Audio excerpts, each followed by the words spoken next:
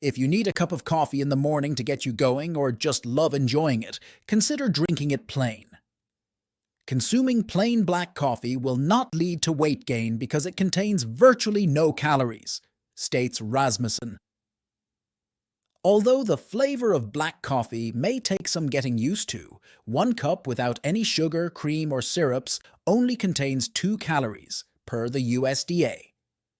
Replacing high-calorie beverages with low-calorie beverages like black coffee can help to reduce your caloric intake.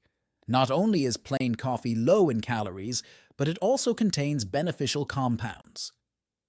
Coffee contains a polyphenol, or plant compound, called chlorogenic acid.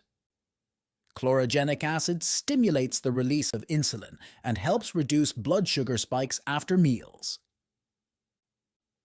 Regularly maintaining a balanced blood sugar will decrease the likelihood that the body will store excess fat, Rasmussen explains.